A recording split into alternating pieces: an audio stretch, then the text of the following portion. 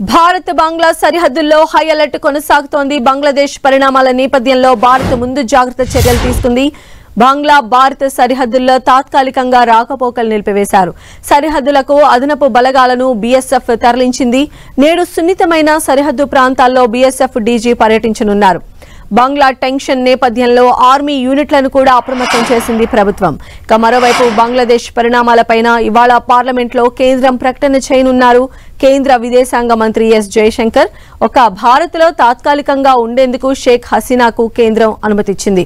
ఇక ప్రస్తుతం గుర్తు తెలియని ప్రాంతంలో సేఫ్ హౌస్ లో ఉన్న షేక్ హసీనా ఉన్నారు. యూకే నుంచి అనుమతి వస్తే లండన్ వెళ్లనున్నారు షేక్ హసీనా. ఇక బంగ్లా మాజీ ప్రధాని షేక్ హసీనాతో భారత జాతీయ భద్రతా సలహాదారు అజిత్ దోవల్ చర్చలు జరిపారు.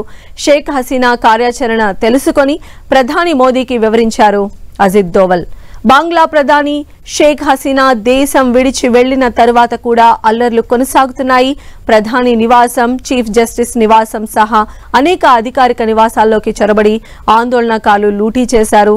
అల్లర్లను అదుపు చేసేందుకు బంగ్లాదేశ్ ఆర్మీ, పోలీసు బలగాలు ప్రయత్నిస్తూ ఉన్నాయి.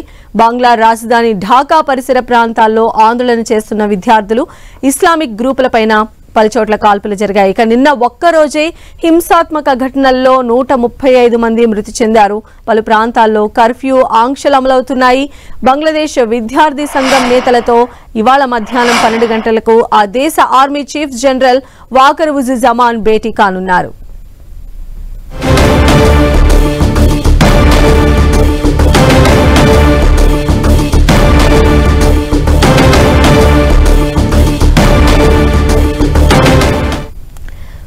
బంగ్లాదేశ్లో రిజర్వేషన్ల అంశంపై చెలరేగిన హింసాత్మక ఘటనలు ఆ దేశ ప్రధాని షేక్ హసీనా రాజీనామాకు దారితీశాయి. ఈ క్రమంలోనే దేశాన్ని వీడిన ఆమె ప్రస్తుతం భారత్లో ఉన్నారు. పొరుగు దేశమే కావడంతో బంగ్లా పరిణామాలను భారత్ నిశితంగా పరిశీలిస్తున్నట్లు తెలుస్తోంది. ఈ క్రమంలోనే ప్రధానమంత్రి నరేంద్ర మోదీ అధ్యక్షతన భద్రతా వ్యవహారాల కేబినెట్ కమిటీ అత్యవసరంగా భేటీ అయ్యింది. పొరుగు దేశంలో తాజా పరిస్థితులు, స్థానికంగా చేపట్టాల్సిన భద్రతా చర్యలపై సమీక్షించారు ప్రధాని మోదీ. కేంద్ర మంత్రులు అమిత్ షా, రాజ్నాథ్ సింగ్, జయశంకర్, నిర్మలా సీతారామన్ తదితరులు ఈ భేటీలో పాల్గొన్నారు.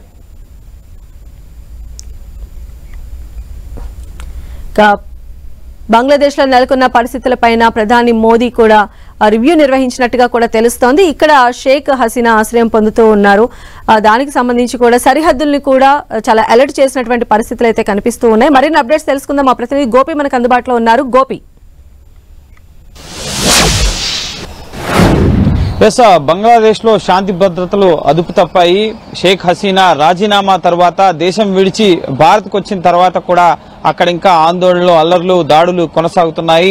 ఆవామీ లీగ్ అనుబంధ సంఘాలు, ఆ పార్టీకి సంబంధించిన నేతలు, షేక్ హసీనా ఏ పార్టీ నుంచి ప్రాతినిధ్యం వహిస్తున్నారో ఆ పార్టీకి సంబంధించిన నేతలపైన, అక్కడ మైనారిటీ వర్గాలుగా ఉన్న హిందూ వర్గాలపైన కూడా అక్కడ దాడులు కొనసాగుతున్నాయి. అక్కడ బంగ్లాదేశ్ ఆర్మీ ప్రస్తుతం సైనిక పాలన, ఆర్మీ చీఫ్ జనరల్ వాకర్ నేతృత్వంలో పాలన జరుగుతుందని చెప్పి నిన్న ప్రకటించినా కూడా ప్రస్తుతం ఆర్మీ కూడా చేయలేని స్థితిలో ప్రస్తుతం అక్కడ పరిణామాలు ఉన్నాయి. బంగ్లాదేశ్ వ్యవస్థాపకుడు, ఆ దేశం ఏర్పడడానికి కీలక వ్యక్తి అయిన షేక్ హసీనా తండ్రి రెహమాన్ స్టాచ్యూని కూల్చివేశారు. ప్రస్తుతం ముఖ్యంగా దేశాన్ని ఏర్పాటుకు కారణమైన వ్యక్తులు, అలాగే ఆవామీ లీగ్ ఇప్పటి వరకు సుస్థిర పాలన అందించిన పార్టీకి సంబంధించిన నేతలు, ఎంపీలు, వాళ్ళందరి నివాసాలపైన కూడా దాడులు కొనసాగుతున్నాయి. ఈ నేపథ్యంలోనే విద్యార్థి సంఘాల నాయకులతో మధ్యాహ్నం 12 గంటలకి ఇటు ఆర్మీ చీఫ్ సమావేశాన్ని ఏర్పాటు చేశారు. సంయమనం పాటించాలి, హింసాత్మక ఘటనలకు పాల్పడవద్దు అని చెప్పేందుకు ఒక సమావేశాన్ని ఈరోజు మధ్యాహ్నం ఏర్పాటు చేయడం జరిగింది. నిన్న షేక్ హసీనా భారత్ కు 5 గంటల 45 నిమిషాల సమయంలో ఇండియన్ ఎయిర్ బేస్ కి లో ల్యాండ్ అవడం జరిగింది. ప్రస్తుతం ఆవిడ భారత్ లోనే ఆశ్రయం పొందుతున్నారు. తాత్కాలికంగా ఆవిడ ఉండేందుకు భారత్ అంగీకరించడం జరిగింది. ఆవిడ కుమారుడు యూకేలో, లండన్ లో ఉంటున్న పరిస్థితి ఉంది. సో అక్కడికి వెళ్లాలని చెప్పి ఆవిడ భావిస్తున్నారు. సో అక్కడి నుంచి అనుమతి వచ్చిన తర్వాత ఆవిడ ఇక్కడి నుంచి లండన్ వెళ్లబోతున్నారు. అప్పటి వరకు ప్రస్తుతం ఇండియన్ ఎయిర్ బేస్ లోనే ఒక సేఫ్ హౌస్ లో షేక్ హసీనా ఉన్నట్లుగా తెలుస్తోంది. ఆవిడకి భారత కమాండోస్, పోలీసులు కూడా కాదు, కమాండోస్ స్థాయి భద్రతను భారత ప్రభుత్వం కల్పించడం జరిగింది. పూర్తిగా ఆమె జెట్ విమానం ఇటు ఇండియన్ ఎయిర్ స్పేస్ లోకి వచ్చినప్పటి నుంచి కూడా నిన్న నిశ్చితంగా గత కొద్ది రోజులుగా నెల రోజులుగా కూడా బంగ్లాదేశ్ లో జరుగుతున్న పరిణామాలని భారత్ నిశ్చితంగా పరిశీలిస్తుంది. అక్కడున్న భారతీయులకు ఎప్పటికప్పుడు అలర్ట్ చేస్తుంది. చాలా మంది భారతీయులు తిరిగి స్వదేశానికి తిరిగి వచ్చిన పరిస్థితుంది. రిజర్వేషన్ల అల్లర్లు మొదలైనప్పటి నుంచి కూడా భారత్ బంగ్లాదేశ్ పరిణామాలను నిశ్చితంగా గమనిస్తుంది. నిన్న షేక్ హసీనా నివాసం పైన దాడి కానీ ఆ తర్వాత ఆవిడ ప్రయాణిస్తున్న విమానం భారత ఎయిర్ స్పేస్ లోకి వచ్చినప్పటి నుంచి కూడా భారత రాడార్ వ్యవస్థ అలాగే ఇండియన్ ఎయిర్ ఫోర్స్ కు సంబంధించిన ఎయిర్ చీఫ్ మార్షల్ పూర్తిగా పరిస్థితిని మానిటర్ చేయడం జరిగింది. ఆవిడకు భద్రతగా 2 రాఫెల్ జెట్స్ ను కూడా పంపించి ఆవిడ సేఫ్ ల్యాండ్ అయ్యే విధంగా చూడడం జరిగింది. సో బార్డర్స్ వద్ద ప్రస్తుతం ఆవిడ భద్రతతో పాటుగా భారతదేశ సరిహద్దుల్లో భద్రతను కూడా ప్రస్తుతం కట్టుదిట్టం చేయడం జరిగింది. ఇటు బంగ్లాదేశ్ బార్డర్ వద్ద రాకపోకల్ని నిలిపివేయడం జరిగింది. అలాగే అదనపు బిఎస్ఎఫ్ బలగాల్ని ప్రస్తుతం సరిహద్దుల వద్ద మోహరించడం జరిగింది. సున్నితమైన సరిహద్దు ప్రాంతాల్లో ఈ రోజు బిఎస్ఎఫ్ డీజీ పర్యటించబోతున్నారు. అలాగే ఈ ఘటనకు సంబంధించి బంగ్లాదేశ్ మాజీ ప్రధాని షేక్ హసీనాకి భారతదేశంలో ఆశ్రయం కల్పించడం, అక్కడ ఉన్న భారతీయులకు సంబంధించిన భద్రతా అంశాలు, అలాగే భారత్ ఈ అంశాన్ని ఏ విధంగా తీసుకుంటుందన్న అంశానికి సంబంధించి పార్లమెంట్ లో విదేశాంగ శాఖ మంత్రి ఎస్ జైశంకర్ ఒక ప్రకటనని చేయబోతున్నారు. ప్రస్తుతం పార్లమెంట్ సమావేశాలు జరుగుతున్నాయి కాబట్టి నిన్న ఎల్ఓపి రాహుల్ గాంధీ కూడా జైశంకర్ ని కలిశారు. నిన్న రాత్రి ఒక కీలక సమావేశం జరిగింది. బంగ్లాదేశ్ పరిణామాల నేపథ్యంలో భద్రతా వ్యవహారాల మంత్రివర్గ ఉపసంఘం ప్రధాని మోడీ, అమిత్ షా, రాజ్నాథ్ సింగ్, నిర్మలా సీతారామన్, జైశంకర్ సహా అజిత్ దోవల్ ముఖ్యంగా నిన్న హిండన్ ఎయిర్ బేస్ లో షేక్ హసీనా ల్యాండ్ అయిన తర్వాత ఆవిడని కలిసి అక్కడ పరిస్థితులు, ఆవిడ కార్యాచరణ, ఆవిడ ఎక్కడికి వెళ్లాలనుకుంటుంది, ఇటువంటి విషయాలన్నీ కూడా తెలుసుకుని ప్రధాని మోడీకి నిన్న రాత్రి 8:30 గంటల సమయంలో ఇటు అజిత్ దోవల్ వివరించడం జరిగింది. అనంతరం భద్రతా వ్యవహారాల ఉపసంఘం భేటీలో మంత్రులతో ప్రధాని మోడీ కూడా బంగ్లాదేశ్ పరిణామాలపై చర్చించడం జరిగింది. బంగ్లాదేశ్ లో ఉన్న భారతీయుల భద్రత కానీ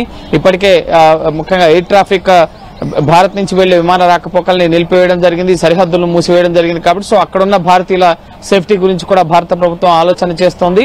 సో ఓవరాల్ గా ఈ పరిణామాలన్నింటినీ కూడా భారత వైఖరి ఏంటి బంగ్లాదేశ్ పరిణామాలపైన అనే అంశానికి సంబంధించి ఈ రోజు పార్లమెంట్ లో ఒక ప్రకటన ఉండబోతోంది. అలాగే షేక్ హసీనాకి తాత్కాలిక ఆశ్రయం కల్పించడం పట్ల ప్రధానంగా అక్కడ ఆ దేశంలో ఇంకా అల్లర్లు కొనసాగుతున్నాయి. అలాగే సైనిక పాలన కూడా అక్కడ విద్యార్థులు వ్యతిరేకిస్తున్నట్లుగా తెలుస్తుంది. అందులో భాగంగానే నిన్న షేక్ హసీనా రాజీనామా చేసిన తర్వాత కూడా ఇంకా అక్కడ అల్లర్లు అనేవి కొనసాగుతున్నాయి. అయితే ప్రజెంట్ షేక్ హసీనా భారత్ లో అంటే తాత్కాలిక షెల్టర్ తీసుకున్నట్టుగా వస్తూ ఉన్నాయి. అయితే దీన్ని ఏ రకంగా చూడాలంటారు? ఎందుకంటే వాళ్ళ డాటర్ ఉంది కాబట్టి ఇక్కడికి వచ్చారని చెప్తూ ఉన్నారు. లండన్ గవర్నమెంట్ నుంచి క్లియరెన్స్ వచ్చిన తర్వాత అక్కడికి వెళ్తారు అనేటువంటి వార్తలు కూడా వస్తున్నాయి. సో ఆ క్లియరెన్స్ అవన్నీ వచ్చేంత వరకు కూడా ఆవిడ ఇక్కడే ఉండబోతూ ఉన్నారు.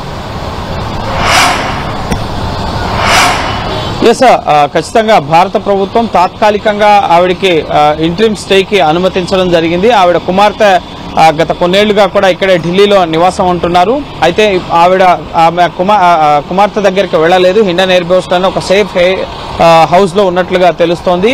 యూకేలో ఇటు షేక్ హసీనా కుమారుడు ప్రస్తుతం ఆవిడకి ఇన్ఫర్మేషన్ టెక్నాలజీకి సంబంధించిన అడ్వైజర్ గా ఆయన ఉన్నారు. సో ఆయన యూకేలో ఉన్నారు, లండన్ లో. సో అక్కడికి వెళ్లేందుకు ఆమె ప్లాన్ చేస్తున్నారు. గతంలో కూడా ఆవిడ లండన్ లో ఉన్న పరిస్థితి ఉంది. ఇప్పుడు ముఖ్యంగా భారత్ లో ఆశ్రయం కల్పించడానికి సంబంధించి మిత్ర దేశంగా ఉంది. గతంలో అనేక సార్లు ప్రధాని మోడీని కలిశారు.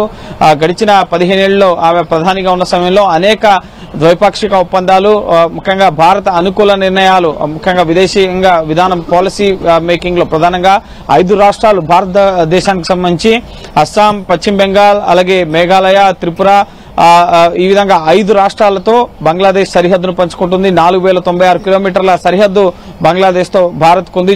చుట్టూ కూడా బంగ్లాదేశ్ కి భారత్ సరిహద్దు ఉంది. కాబట్టి సో ఖచ్చితంగా అనేక సార్లు ఆవిడ ఎక్కడికి వెళ్లాలన్నా కూడా భారత్ ప్రస్తుతం ఆవిడకి సేఫ్ హౌస్. మొదట త్రిపుర అగర్తల వెళ్లారని చెప్పారు, కానీ ఆవిడ నేరుగా ఢిల్లీలో ల్యాండ్ అవ్వడం జరిగింది. యూకేకి ముఖ్యంగా నెక్స్ట్ స్పెషల్ ఫ్లైట్ లో ఆవిడ వెళ్లే అవకాశం కనిపిస్తుంది, చార్టర్డ్ ఫ్లైట్ లో.